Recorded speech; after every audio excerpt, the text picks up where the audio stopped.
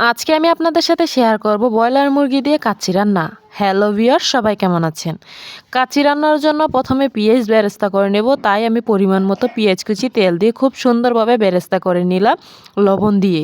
পেঁয়াজ বেরেস্তাটা আমি উঠিয়ে নিলাম। এখন কয়েকটা আলুর মধ্যে সামান্য পরিমাণ হলুদ গুঁড়া দিয়ে এটাকে খুব সুন্দরভাবে ভেজে নেব ওই পরিমাণ তেলটার মধ্যেই।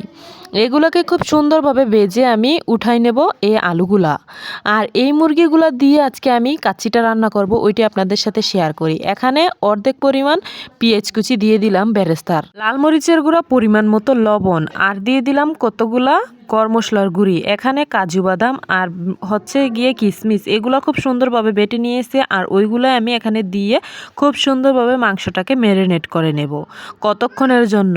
ওই যে পরিমাণ তেলগুলো ছিল ওই তেলগুলোই আমি এখানে দিয়ে দিলাম।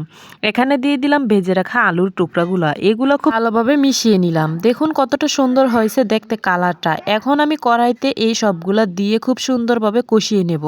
আমি এখানের পরিমাণ মতো পানি দিয়ে দিলাম ওই মশলাগুলো ধুইয়ে। এখানে খুব সুন্দরভাবে ঢাকা দিয়ে দিলাম। দেখুন তরকারিটা কতটা সুন্দর হয়েছে। কাচ্চি রান্নার এই জিনিসটা যতটা ভালো হবে তরকারিটা রান্না করলে আর কাচ্চিটা ঠিক ততটাই ভালো হবে। গুঁড়া দুধ দিয়ে দিলাম 1 প্যাকেট পরিমাণ। এখন খুব সুন্দরভাবে আমি তরকারিটাকে কষিয়ে নিব। এখন দিয়ে দিলাম প্যাকেট মশলা কাচ্চির। অনেকেই তরকারিটা রান্না না করে দিয়ে ফেলে, কিন্তু আমি এটাকে খুব সুন্দরভাবে রান্না করে কাচ্চিটা রান্না করি, তাহলে খেতে অনেকটাই ভালো হয়। দিয়ে দিলাম কয়েকটা ফ্লেভারের জন্য কাঁচামরিচ। দেখুন তরকারিটা কিন্তু আমার প্রায় শেষ পর্যায়ে। রান্নাটা কতটা সুন্দর হয়েছে দেখতে। এদিক দিয়ে চালগুলো অনেকক্ষণ ধরে ভিজিয়ে রাখলাম, প্রায় 30 মিনিটের মতো, তাহলে ভাত রান্নাটা অনেক সুন্দর হবে। তরকারিটা কিন্তু প্রায় রান্না শেষ। এটাই তরকারির ফাইনাল লুক। উঠিয়ে নিলাম চুলা থেকে। এখন একটা পাতিলে পরিমাণ মতো দিয়ে দিলাম পানি।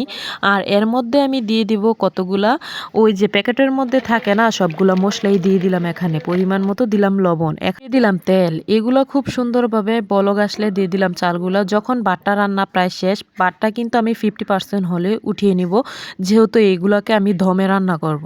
তাই আমি এখন তরকারিটা আরেকটা পাতিলের মধ্যে খুব সুন্দরভাবে দিতেছি। তরকারিটা কিন্তু খুব সুন্দরভাবে আমি পাতিলের মধ্যে দিয়ে দিতেছি। আর এর উপরেই কিন্তু আমি দিয়ে দিব ভাতগুলা। কাচ্চি রান্নার এই কাচ্চির চালগুলা খুব সুন্দরভাবে আমি উপরে দিয়ে দিলাম অর্ধেক লেয়ারের মধ্যে। এখন আবার উপরে দিয়ে দিব দেখুন আমি এখন দিয়ে দিলাম সবগুলা খুব সুন্দর হয়েছে চাউলের ভাতগুলা, খুব সুন্দরভাবে দিয়ে দিলাম ঢাকা। এখন আমি এটাকে যেহেতু দমে রান্না করব, তাই আমি পরিমাণ মতো আটা ঠান্ডা পানি দিয়ে গুলে এটাকে আমি দিয়ে দিচ্ছি, যাতে ভাপগুলা পাতিলের বাইরে না আসে। যেহেতু দমে রান্না করব, আমি কিন্তু লো হিটে এটাকে খুব সুন্দরভাবে 30 মিনিটের মতো জাল দিয়ে নিলাম। এখন দেখাবো ফাইনাল লুক। এই হচ্ছে আমার কাচ্চির ফাইনাল লুক। কেমন হয়েছে অবশ্যই বলবেন। আজকের মতো এটুকুই আপনাদের সাথে আমি শেয়ার করলাম। সবাই ভালো থাকবেন, কেউ বাজে কমেন্ট করবেন না। অবশ্যই এটা রান্না করে একদিন খাওয়ার চেষ্টা করবেন। আজকের মতো বিদায় নিচ্ছে। আল্লাহ হাফেজ।